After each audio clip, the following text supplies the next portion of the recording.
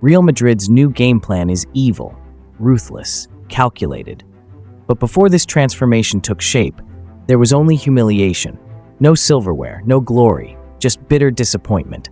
Barcelona struck blow after blow, and to make matters worse, Jules Koundé snatched the Copa del Rey with a last-minute dagger to the heart. Even the Supercopa slipped through their fingers. Young Lamine Yamal danced through Madrid's defense like they weren't even there. And this, in the same season, Madrid finally signed Kylian Mbappe, the supposed missing piece. But instead of dominance, the team looked fragile, disconnected, beaten. The so-called invincibles, shattered. Then everything changed. Xabi Alonso arrived, not just as a former club legend, but as the brightest young tactician in world football. What he did at Leverkusen wasn't just impressive, it was historic. He took a struggling side and turned them into champions. And now, he was home, returning not for nostalgia, but to rebuild a broken giant. His mission began at the Club World Cup, and from the very first match, something clicked. This wasn't just a tactical shift, it was a total rebirth. Madrid weren't just playing better, they were playing different, faster, smarter, more ruthless. City's in for Real Madrid. Could this be three? It's in! Xabi brought clarity to the chaos and ignited a fire that had long been fading. His plan was brutal in its simplicity, total control, relentless pressure, and an uncompromising will to dominate. This was no longer the old Madrid. This was a new beast, engineered for destruction. The squad, once full of uncertainty, was now young, sharp, and dangerous. Trent Alexander-Arnold brought both brains and bombs from the right flank. Dean Huyson, cold as ice, transformed into a fortress at the back. Mbappe began delivering what fans had dreamed of for years. Vinicius Jr., now in what might be his final chapter in white, rediscovered his fire. And rising from the shadows came Gonzalo Garcia Torres, the kid, the killer, the new Raul. Madrid finally had stars again, but more importantly, they had a system. Xabi Alonso didn't just adjust a few tactics, he flipped the entire script. In just a handful of matches, Madrid evolved into something terrifying, fast, intense, and unified. Under Ancelotti, they had grown sluggish. They collapsed repeatedly against Barcelona. Against Arsenal, they ran 21 kilometers less than their opponents. That wasn't Madrid. That was a ghost of what the club once was. Xabi woke them up. He breathed Madrid DNA back into the squad, and they caught the fever. Under his command, there were no more guaranteed minutes, no more safe spots. You train hard, you play, period. He reprogrammed Arda Güler, turned Bellingham into the engine of the team, instilled a pressing philosophy that turned Madrid into a pack of wolves. A few months ago, Madrid were consistently outrun by every opponent. Not anymore. Now they chase, they hunt. Even Vinícius Jr., once known only for flair and provocation, is defending like never before. Xabi's impact was immediate. He revived the forgotten. Guler, Fran Garcia, players who once felt invisible are now essential. And his message was clear. Reputation means nothing. Perform or step aside. Just look at Gonzalo Garcia Torres, starting ahead of Rodrigo and Brahim Diaz. That's not a coincidence. That's a statement. Xabi isn't chasing fame. He's building function, a system, an identity. And the best part? He's been given full control. Lineups, tactics, mentality. He dictates everything. That helpless feeling from last season, the uncertainty, the inconsistency, it's gone. Yes, the injury list is still brutal. Carvajal, Camavinga, Milito, Mendy, Endrick, Alaba, all sidelined. And yet, Madrid are playing with rhythm, with fight, with soul. Even when reduced to 10 men, like against Pat, needed the right man. And in just 35 days, Xabi Alonso didn't just bring hope, he brought transformation, purpose, fire. This isn't just a new game plan, it's a master plan. It's cold, it's relentless, and yes, it might just be evil. Xabi Alonso didn't just study the game, he inherited it. His father was a player, then a manager. Xabi was raised in locker rooms, around tactics, among leaders. It's the same path Mourinho once described for himself. And now the student is writing his own chapter with terrifying precision. First, he became a player, a top player.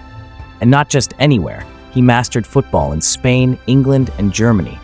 He learned from the best, Pep Guardiola in Munich, Rafa Benitez in Liverpool, Ancelotti and Mourinho in Madrid. Every style, every ideology, absorbed, internalized.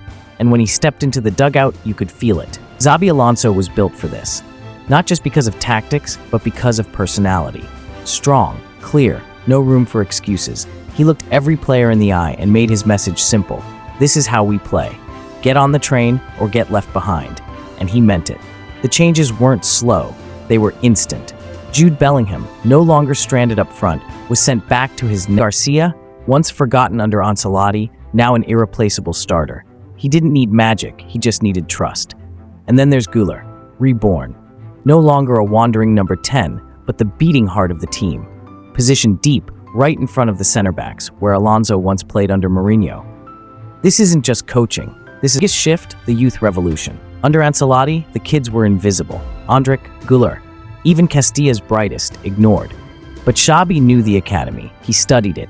His assistant, Sebas Parilla, brought full scouting reports from Valdebebas. And when his first day at the Bernabeu, Xabi Alonso faced an impossible task: rebuild a wounded giant and turn it into a machine built for domination.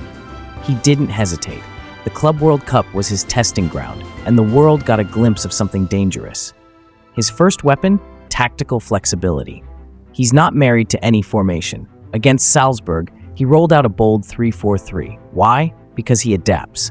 He studies the game, the pitch, the opponent, and then picks his weapon. The result?